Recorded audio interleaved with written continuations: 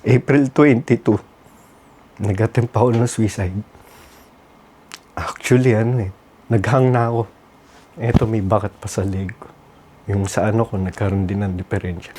Sa 10 taon, halos siya lang yung naging buhay ko.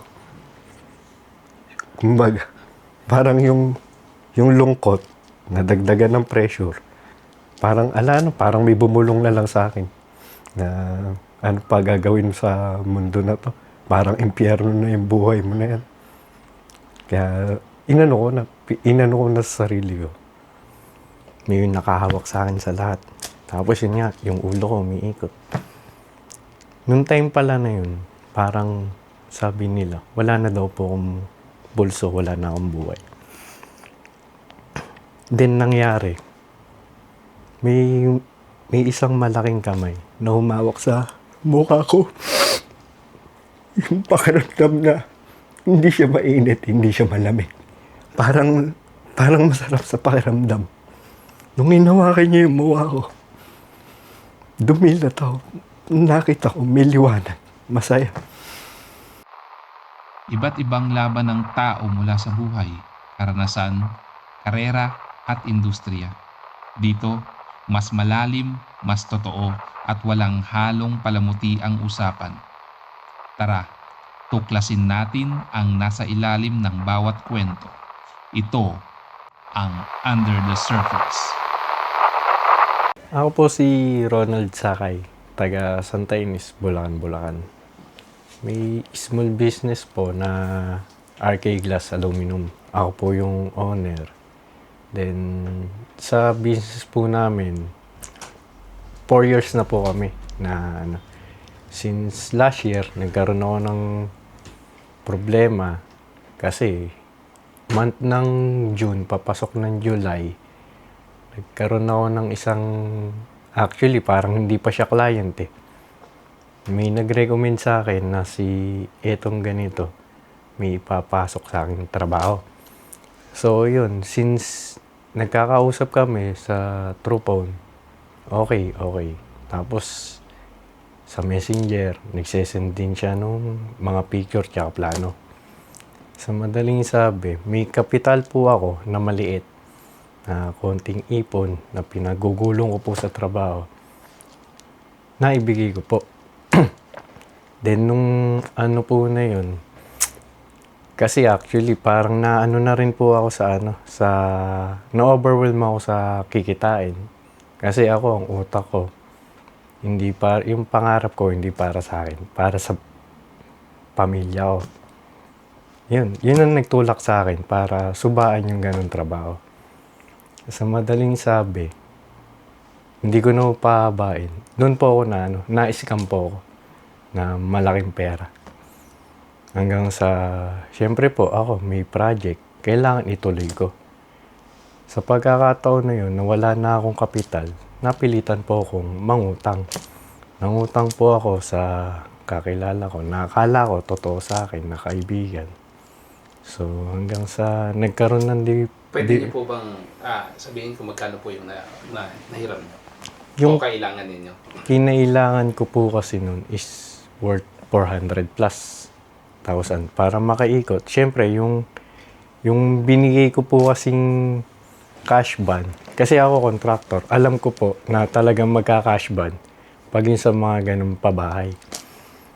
So, yung naitangay po sa akin pera, almost 1.5. Naubos po sa akin lahat. Kasi yung pangarap ko, hindi nga po para sa akin. Para sa pamilya ko. Sa asawa ko. Sa pamilya niya. Yun. Tas, ako po kasi hindi po pinalaking madamot. Ako yung tao na pag meron, bigay. Hanggang sa yun na, dumating yung sabi niya na 2 weeks magda-down payment. Okay, umpisa namin yung trabaho. Since po nun, hindi na rin po siya nakapagparamdam. So, ako tinatago ko, iniisip ko na nandun pa rin yung trabaho. Hanggang sa nanghiram ako sa kakilala. Hanggang sa lumaban ako na ganun nga, parang sa 5-6, tumubo siya ng tumubo na malaki. Nagipit ako, wala akong maipatubo. kumuha ngayon ako sa ibang tao para ibigay sa kanya. Yung timeline po nito, gaano kahaba ang kinain nito sa oras ninyo? Simula nung nakilala niyo tong yung project na sinabi niyo kanina. Yung po kasing, ano siya, almost, siguro working, kami, almost 1 month. Chat, tawag, ganun. Send ng plano. Ganun, hanggang sa parang nakuha yung loob ko. Na, sir, mag-ano tayo ng ganito. Sige ako, sir. Kailan ba ako yung start? Sige, umpisahan natin before sa ganitong buwan. So, yun. Hanggang sa tumakbo na yung buwan, wala kaming nakukuha Hanggang sa, until now, wala na talaga. So, ako kasi talaga malihim akong tao. Yung problema ko, hindi ko sinasabi kahit kanino, kahit sa asawa ko. Yung time na, siguro month ng September, October, November. Yung isip ko, sobrang stress na. Napabayaan ko na asawa ko. Siguro yun yung time na nag-isip siya na hindi ko na naibibigay yung oras ko para sa kanya. Sa parang medyo nagkakaroon kami ng ng conflict. Hanggang sa dumating na ngayong taon na to, month ng January, nabalitaan niya na nga na may utang akong ganito. Then, February, ganun. Hanggang sa ako, hindi naman po ako masamang tao. Nasabi ko na rin yung totoo. Yung isang namin, naisanla ko. So, in short po, puro palabas. Puro palabas yung ang nangyari. nangyari sa inyo. Mm. Wala pa kayong kabi. Wala akong kabi. Kasi ang naging mindset ko, para mabigyan ko ng tubo or mabayaran ko yung utang, uutang ako sa kabila, ipupol ko. Hanggang sa nasasagasaan yung project na kailangan makapag-down si ganito para maibigay ko. Doon na itatawid ko nung una na susustain ko yung pasahod ko sa tao, matapos ko yung project. Hindi nila alam, puro sa utang ko lang kinukuha. Na gano'n, hanggang sa dumami. Na mabigat na sa kalooban. Pero kinakaya ko. Kasi kasama ko yung asawa ko. Yun yung nagpapalakas ng loob ko. Yung asawa ko. Hanggang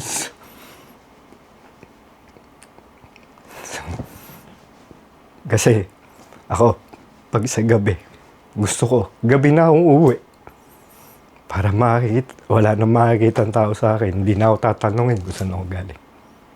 Papasok ako sa kwarto, makikita ko asawa ko. Kinakaya ng kalooban ko. Kasi, ang mindset ko, hanggat kasama ko asawa ko, lalaban ako. Then, yun nga po. Sa kanila po kasi ako nakatira. Kahit papano, napaayos namin yung bahay. Noong time na February 18, nitong year po na to, umalis na po ako sa kanila. Ako na rin po yung nag-decide. Kasi parang naiya na rin ako para sa kanila. Hanggang sa akala ko, kaya ko. Na wala yung si Mrs. Umuwi ngayon ako sa amin. Siguro yun yung inano sa akin ni Lord. Na, teka, tumigil ka muna. Huwag muna yung ibang tao. Pamilya mo muna. Umuwi ko sa amin. Ang bahay namin. Sira-sira. Ang bubong. Pag-ulan, tumutulo. Yun, naging malungkotin ako. Ang nanay ko, alas 5, alas 6 ng umaga, alis na yan. Manghihiram kahit kanino. Para may pambaon ako. Makalakad, makapag-report sa trabaho. Masakit sa kalooban ko. Nung meron ako, hindi ko nabigay yung para sa kanila. Puro ibang tao yung inisip ko. Hanggang sa, yun na. Nagkaroon sila misis. Do alam ko naman na may lakad sila. May silang mga teacher. Nagtanong ako dun sa isang co-teacher niya na kailan nang alis nyo papuntang Boracay. Ang naman sa akin, ang salita kasi niya sa akin, hindi ko daw ba alam. Sabi ko, alam ko naman po. Ang tinatanong ko lang po kung anong araw, kung kailan. Ang salita po sa akin, hindi ko na po kailangan pang malaman. Kumbaga sa akin, masakit. Bilang asawa, parang nawalan na ako ng karapatan sa asawa ko. Hanggang sa ganun na. Pressure sa trabaho, sa mga bayarin, lungkot dahil wala yung misis ko. Lahat pumasok sa utak ko. April 22, nag-attempt ako ng suicide. Actually, naghang na ako. Eto, may bakat pa sa leg ko. Yung sa ko, nagkaroon din ng diferensya. Ano po yung nasa isip niya nung time na yun? Nung time na yun, sobrang lungkot. Mag-isa lang po ba? Mag-isa lang ako. Sinasabi nila ang depression. Nasa isip. Totoo, pero pag tinamaan ka, at lalong mahina ang isip mo, at pananampalataya mo sa kanya, mawawalan ka ng control na. Ayun. Nung time na po ba yun, yun lang yung unang beses niyong naisip yan o naiisip niyo na yun before na gawin ko na kaya ito? Naiisip ko siya. Pero nilalabanan ko. So parang lumakas po ng lumakas lang yun. Umano pa yung ko. Hanggang sa, ayun na, dumadating yung problema. Naaalala ko yung asawa ko. Siyempre ako, namimiss ko. Sa 10 taon, halos siya lang yung naging buhay ko. Kumbaga, parang yung lungkot, nadagdagan ng pressure, parang parang may bumulong na lang sa akin na ano pa gagawin sa mundo na to. Parang impyerno na yung buhay mo na yan. Kaya inano ko na sa sarili ko. Nung time kasi na yun nga po yung, kasi gumawa rin ako ng suicide note nun. Nagsulat talaga ako. Yung message ko para sa kanila. Yung sa mga kasi kaya naman nilang patakbuhin ng utol ko yung business. Talagang sarado na utak ko. Talagang parang sumabog na ako. Wala na akong naisip ko na ito na lang yung gagawin ko. Total, sobrang bigat Parang halos lahat. Wala naman may pakialam sa akin. Simula nung umalis ako sa kanila, ni chat, ni message, wala. Birthday ko, ni message nila, wala. Samantalang paging sa kanila, nagbibigay ako kahit konti. Kumbaga parang hinanap ko yung sa kanila na yung turing ko sa kanila bilang pamilya. Yun yung hinanap ko na parang sana bumalik din sa akin. Kahit konti na turing din nila ako bilang pamilya. Pero masakit. May nag-iisang tao na talaga sumusuporta sa akin bukod sa magulang ko. Yun yung bayaw ko.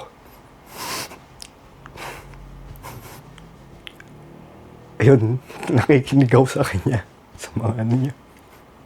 Siya lang din yung hindi umusga sa akin. Na nalulung daw ako sa sugal. Kasi yun yung laging pinupol sa akin ng tao. Hindi nila alam na na-scam ako. Ako kasi totoo, tinago ko lahat ng problema ko. Sanay akong itago lahat. Hindi ko sila niloko. Hindi ko intentional loko. Siguro nagkaroon po sila ng isipin na gano'n. Na gano'n. Na nagtanong si ganito. Na may napagtanungan daw na nagsusugal daw ako. Ako sa sarili ko, hindi. Kasi hindi ako pinalaking gano'n ng magulang ko. Ang ama ko, kumakayod. 20 years bilang butcher. Kasi nung time ho na yun, akala nila nasa trabaho ko. Pero nandun lang ako sa amin sa kwarto, nakakulong. Mag-isa ako. Pumapasok sa isip ko. Yung asawa ko, nasa malayo. Nakikita ko masaya. Sa akin, okay lang. Kasi yun ang gusto ko, maging masaya siya. Pero bakit, sumagi rin sa isip ko, bakit ganun na ako alam yung pinagdadaanan ko. Wala man lang chat, walang yung tawagan nga lang ako, masarap na sa akin. Kamustahin ako. Sila lang. Napakasarap na sa akin, gagang na yung loob ko. Pero ang inisip ko nun, siguro dahil kinakahiya na nila ako, okay lang. Kasi ako yung nagkamali, ako yung may pagkakamali. Hanggang sa, yun na, ginawa ko na yun. Lahat ng kahiyan, lahat ng ano, pinupukol na sa akin ng tao. Na alam ko hindi totoo. Masakit. Yung sakit, yung pressure, yung lungkot, lahat nasa akin. Hanggang sa naghang na ako. Nung time na yun, nung naghang ako, wala na rin ako sa uliratan. Parang wala na akong maramdaman. Wala Ano na po akong... ito? Pinalano nyo po o kung ano lang yung madampot nyo na anything na magagamit nyo? Nakita ko lang kasi yung cord, extension cord, na na-convert dun sa ilaw namin. Yun yung ginamit ko. Though yun na, sa madaling sabi, nagawa ko na. Nung time na yun, siguro yun yung tinakbo ko or nasa ospital na ako. Kasi ang pakiramdam ko nun, para ako nasa roller coaster. Actually, parang hindi roller coaster. Yung ulo ko, umiikot na mabilis. Katawan ko, parang hinahati. Lahat. Sobrang sakit po. Sobrang sakit. May nakikita ako, may nakahawak sa paa ko, sa braso, sa lahat. Na talagang hinihila ko. Pilit akong pinapasok. Siyempre tayo pag nakaganon, may maaninag tayo sa taas. Ang nakikita ko rito, parang bangin. Tapos, apoy. May mga nagiiyakan. Parang pilit akong pinapasok. Papunta ron. May yung nakahawak sa akin sa lahat. Tapos yun nga, yung ulo ko umiikot. Nung time pala na yun, parang sabi nila, wala na daw po akong bulso, wala na akong buhay. Then nangyari, may isang malaking kamay na humawak sa mukha ko. Yung pakiramdam na hindi siya mainit, hindi siya malamig. Parang masarap sa pakiramdam. Nung hinawakan niya yung mukha ko, dumilat ako. Nakita ko, may liwanag. Masaya. Siguro yun yung time din na parang nakabalik na ako sa realidad sa mundo. Kasi nakita ko yung mukha ng nurse eh. Talagang nagulat siya nung dumilat ako. Tapos naramdaman ko na may mahawak, may pumupunas sa bibig ko. Kasi sabi nila, nag-blow na daw ako ng dugo. Lumabas sa bibig ko, sa ilong, tsaka sa tenga. Wala pa akong marinig, pero naaaninag ko yung mga tao. Nandun yung pinsan ko, yung bayaw ko, yung nanay ko. Tapos, sa isip ko, Lord, salamat. Salamat kasi pinabalik niya ako. Nakakasama ko pa yung mga tao na to. Tapos, inisip ko, sige, problema lang. Kakayanin ko. Basta tulungan mo ako. Hanggang sa, ayun, ngayon, aminin ko, may depression pa rin ako. Nakakaramdam pa rin ako ng lungkot. Pero kinakaya ko. Kasi, Balikan ko lang yung tanong dun sa yung scene na nawalan kayong malay. Naalala niyo po ba kung gaano kayo katagal nawalan ng pulso? kasi, Ayon sa kwento nila. noon po kasing time na yun, ginawa ko yun. Almost 4 p.m. po ata. Basta ganun. Nagkamalay daw po ako sa ospital. Mga around 6. So, may 2 oras. May 2 oras. Pero, kasi ang bahay namin mula sa emergency, kayang takbuhin lang ng 15 minutes. So, siguro yung time na yung sa 2 hours na yun, siguro nandun ako sa kabilang nakikipaglaban sa buhay ko. Hindi ko ma-explain yung sakit. Yung hirap. Basta naanuhan ko lang. Sabihin na natin na hell. Siguro yun na yun. Apo, sir, yung time na nakahang po kayo, paano nalaman na nandun kayo? Sino po nakadiscover na nangyari sa inyo yun? Hindi ko po talaga alam. Wala pong kwento. Nung sinabi na lang po sa akin, nung nasa ospital na ako, nakita daw po ako nung kapatid ko. Nung kapatid kong babae. So, yun. Tsaka, as in, wala na raw talaga akong kasi almost 2 hours. Parang matagal na daw ba? Hindi ko alam kung matagal ako nagkamalay o ano. Na, nung pagdilat ko na lang talaga. Yun, nasa ospital na ako. Apo, may iba naman po tayo, sir. Nung panahon po ba na bago mangyari sa inyo yung ganong problema, yung bago kayo ma-scam, ano po yung pamumuhay nyo, yung emotional nyo, yung lifestyle nyo, paano po ba? Ganun na po ba sunod-sunod lagi yung problema or biglaan na lang sabay-sabay na dumating? Halos biglaan eh. Biglaan. Mm. So parang Talagang nangyari po yan, pagpasok.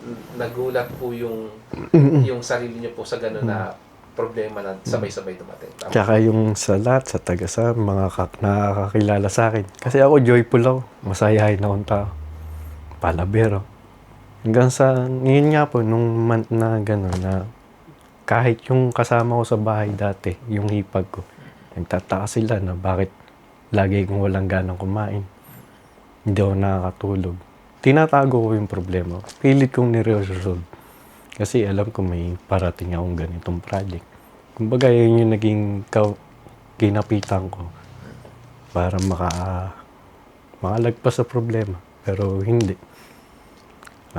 Pero as of now naman, kahit papaano, nagkakaroon ng trabaho. Kinakaya ko pa rin. So, paano po yung hakbang na ginawa nyo dun sa unang beses na yung na-scam kayo ng malaki? Paano pong ginawa nyo nun? Na-i-report nyo po ba sa police? Actually, hindi na rin. Wala na. As in, wala. Kasi nung time na yun, doon kami nagko-communicate sa isa kong cellphone. Yun yung nanakaw sa akin. Nanakawan kasi ko. Doon na, yung mga pag-uusap namin. Tapos yung mga sending ko ng mga, halos lahat nandun dun sa cellphone. Nawala. Kaya parang nawala na ako nun. Nanakaw kasi. Nung nalaman po ng asawa nyo, yung time na, nung sinabi nyo na na-scam kayo, ano po yung reaction niya? Hindi siya naniwala. Hindi siya naniwala. Mas naniwala siya dun sa mga sinasabi ng tao na nalulung daw ako sa sugal, kaya nabaon daw ako sa utang. Yun sarili ko, hindi ko na dinipensa. Kasi sa mata ng tao, nahusgahan na ako. Yun yung masakit sa akin. Na parang hindi na rin ako kayang paniwalaan ni Mrs. Ako, pagkakamali ko kasi, tinago ko kasi natakot ako na mawala siya. Naiwan niya ako.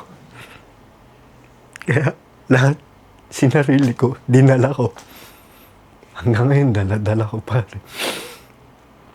Masakit sa kalooban. So in short po, yung asawa nyo, yun na rin yung kwento niya sa magulang niya, na hindi rin sila naniwala. Na ganun. Kahit sila, hindi na rin naniwala. Ako, ni minsan, nung umalis po ako sa kanila, ni isang beses, ala po akong sinabi na again sa kanila. Kasi hindi po ganun ang ugali ko. Ayaw ko rin nung magkukwento sa iba. Kasi baka mamaya, ma-misinterpret nila yung kwento. Mahusgahan nila si Mrs. Na alam ko, hindi siya ganun. Pinilit ko na, ako na lang din ang namili sa sarili ko na umalis para ilayo na sila sa kahihiyan. Before po, ano po yung tingin sa inyo ng pamilya nung kasama niyo? Before, okay naman talaga kami. Okay, no? Masaya so, biglang naman kami. nag-iba na lang po nung Opo. nalaman na Na gano'n na marami na akong utang. Na ganong kalaki. so hindi po kayo pinagtanggol ng asawa niyo. Noong time kasi na yun, wala akong karapatan para sabihin na hindi niya ako pinagtanggol. Kasi may dahilan siya para magalit sa akin. Dahil tinago ko yung Yun lang naman.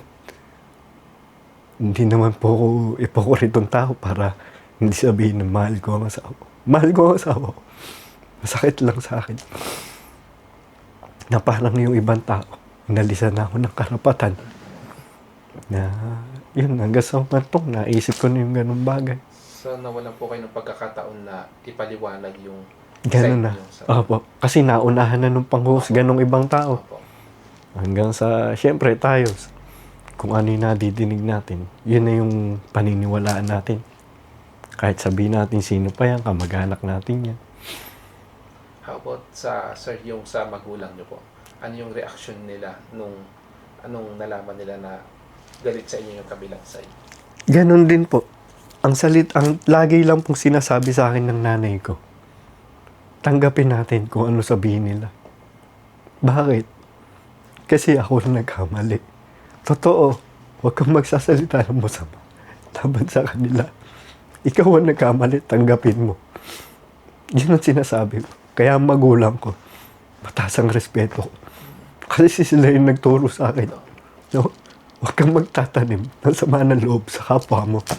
Pag ikaw, pikong ka, magagalitin ka, mapagtanim ka ng sama ng loob, talo ka sa buhay. Bakit? Kasi para kang tasa. Pag binunggo ka, aapaw ka na lang. Kumbaga, yun yung lagi sinasabi sa akin ng magulang ko. Kaya ako, salamat kay Lord. Kasi pinigay niya ako ng magulang. Ganda ng reaction ng magulang. Ganda po na sinabi ng magulang sa inyo. Totoo. Kasi binigyan niya ako ng isang magulang. Na kahit kailan daw kayang husgahan. Mga kapatid, ang tutulong-tulong. Totoo yung sabi nila. Hindi mo kailangan hanapin sa ibang tao yung tulong. Magsama-sama lang kayong pamilya, maging solid kayo. Kaya yung lagpasan. Basta ang Diyos, naniniwala kayo sa akin. Totoo. Ako, aminin ko. Marami pa akong atraso. Marami pa akong pero ang puso ko panatag. Kasi ramdam ko na siya. Ramdam ko na si Lord. Kada hakbang ko, parang lagi may nakaalalay sa akin. Maraming nagbago. Oo, nagbago kasi may nawala. May nagbago kasi pinalakas ako ni Lord. Mas tinuro niya sa akin kung ano yung kahalagahan ng totoong pamilya. Yun yung pinapasalamat ko. Kaya siguro, yun sa mga taong nakakaranas ng ganitong problema, huwag nating talikuran. Harapin natin. Tandaan natin, kasama natin si Lord. So sa tingin niyo po ba sa ngayon, malaya na kayo sa nakaraan niyo? O Pilit. dala niyo pa rin? Dala ko pa rin yung lungkot. Yun nga, unang-una sa misis ko. Pero kinakaya ko. Ako naman talaga, naniniwala ako sa kasal. Kami pinag-bind ni Lord. Nanumpa kami sa simbahan. Ayun. Ang laging dinadasal, maging masaya siya. Kahit nasan siya, kahit na. Kasi nagkaroon din siya ng hinanakit sa akin. Hindi ko nagampanan yung pagiging asawa ko sa kanya. Kasi nandun na ako dun sa time na stress na ako. Wala na akong ano sa kanya. Gusto ko na lang uwi ng gabi.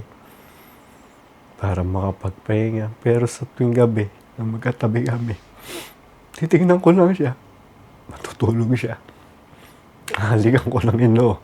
Bababa ako, ganun ulit. Makapagpahinga. Gising ulit. Diskarte. Para makakahanap ng project. Hanggang sa ganun. Ganun naman.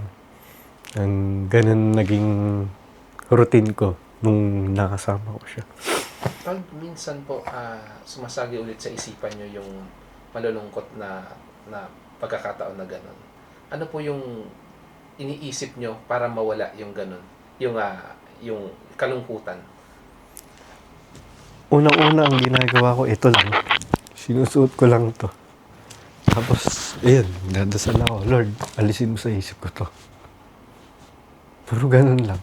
Hanggang sa isipin ko na yung trabaho. Magpo-focus na ako dun. Sa ganun. Sa ngayon po ba, doon pa rin po ba kayo nagtatrabaho? Yung sa business ko, tuloy pa rin. Doon pa rin ako. Tapos, ngayon nga, nandun na ako sa bahay ng mother ko. Nagkakaroon ako ng inspirasyon sa puso ko, sa isip ko. Kakayanin ko tong problema na to para sa magulang ko. Opo. Ano pa yung nakikita nyo sa in near future na kung ano kayo ngayon? Siguro kung lugmok man ako ngayon, hindi ako hayaan ni Lord na maging ganito lang. Alam ko may plano pa siya. May mission pa siya para sa akin kasi, yun nga, binigyan niya ako ng second life. Sabi nga sa Roman 8:18, kung ano man yung paghihirap na pinagdadaan natin, hindi natin maikukumpara yung saya na parating sa atin. Yun yung nasa akin. Pinatato ko na nga. Talaga. Maano nga rin tayo kasi talagang si Lord sa hindi natin mararamdaman. Pero may isang, kahit sa panaginip, nandun siya. Alam niyo bakit? Pumunta ako sa birthday ko, March 7. Pumunta ako sa sementeryo, sa biyenan ko, ako mag-isa. Pag uwi ko sa amin, natulog ako. Napanaginipan ko, biyenan ko. Binigyan ako ng baril. Isang number 8, isang 18. Nagbasa ako ng Bible ko, ano yung kahulugan. Nakita ko yun nga. Ano po ito? Yun nga po yung sa Roman 8:18. Kung ano man yung paghihirap natin ngayon, malalagpasan natin. Hindi natin maikukumpara kung ano yung kasiyahan na darating sa atin. Yung biyenan nyo po, naniniwala po sa inyo to? Yung biyenan kong lalaki. Yung biyenan nyo po lalaki. Ano po siya, kumbaga wala na po siya eh. Pero ako, yung pagmamahal ko bilang ama, binigay ko sa kanya. Nalagaan ko sa ospital. Hindi ko sinumbat. Wala akong kasi bukal sa loob ko. Magulang ko yun. Tinuring ko magulang.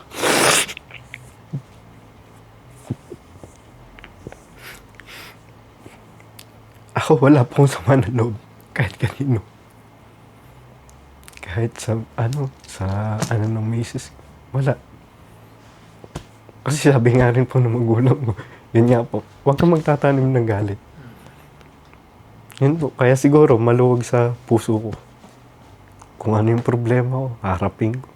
Sa palagay nyo po ba sa susunod na pagkakataon na darating ulit sa inyo yung maraming problema, mauulit nyo ulit ito?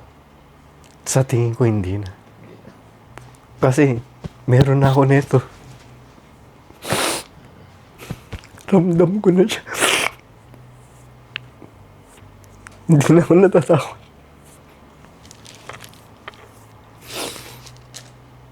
Kasi kahit saan ako magpunta, ramdam ko siya. Siya ang kasama ko.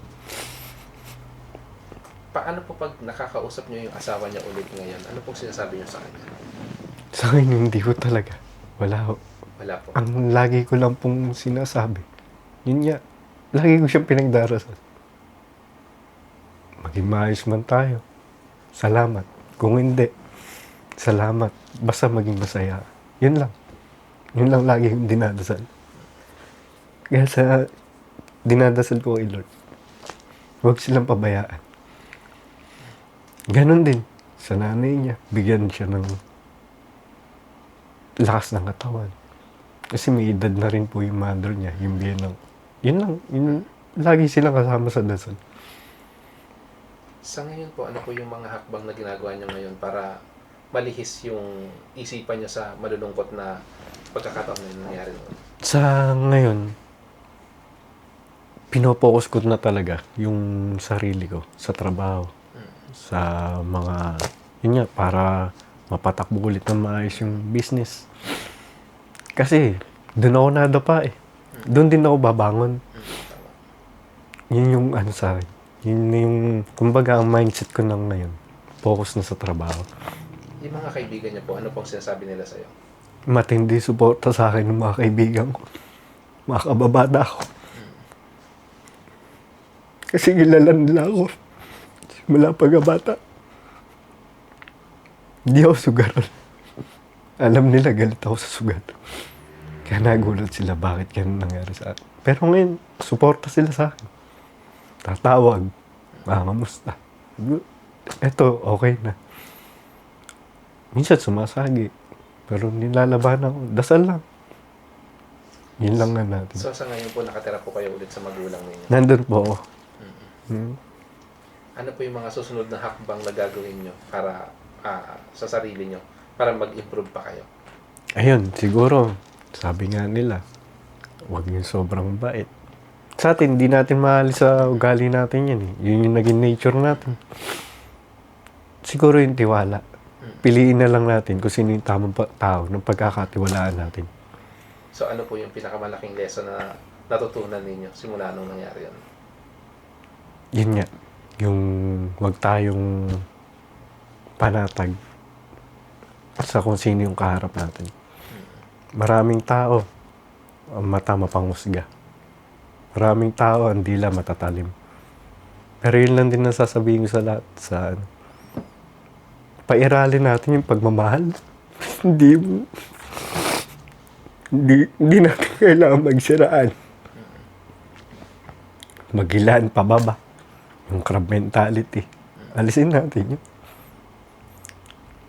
Kasi mas matutuwa ang Panginoon pag lahat tayo mamahalan. Tayo, hindi tayo magkakilala. Pero naging step ka.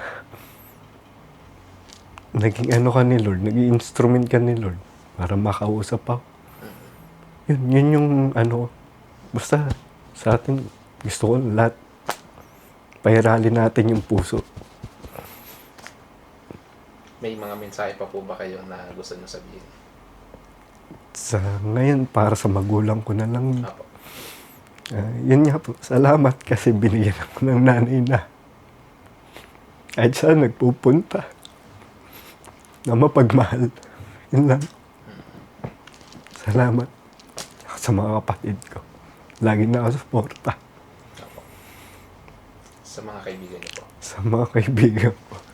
Ayun. Salamat. Kasi ni minsan din nyo pinabayaan. Sila rin yung nakalalay sa akin. Yung mga totoong taong kasama ko. Ayun, nakilala ko. Lastly, dun po sa asawa niya sa pamilya niya, ano pong masasabi niyo? Ano pong gusto niyong iparating sa kanila? Ito na po yung pagkakataon para marinig nila ang side mo na kung ano talaga kayo. Kung ano po yung pagkakakilala niyo sa akin, yun po ako. Hindi ako sinungaling. Ayun. Basta ganun, salamat po sa inyo. Sa asawa ko. Salamat. Kasi kahit di ko masasabi kung magiging maayos pa tayo. Pero naniniwala ako. Maayos. Basta maniwala tayo sa akin. Maniwala tayo sa kanya. Hindi sa ibang tao. Kasi may mga tao magsasuggest. Akala mo tama. Pero unti-unti, hindi mo alam na ano na pala yung isip mo. Yun lang. About dun po sa mga taong nakakaranas din ng matinding depression at nakakaisip ng mga bagay na mag-attempt ng ganyan. Ano pong masasabi niyo sa kanila? Ano pong gusto niyong mensahe para sa kanila? Sa mga kagaya ko na nakakaranas ng sobrang lungkot, depression, huwag kayong makakalimot. Tumawag sa kanya. Isa lang. Huwag niyong aalisin yung pain. Basta, lagi siya nandito. Kahit anong pagsubok, kakayanin. Basta, kasama natin ang Panginoon. Yun lang.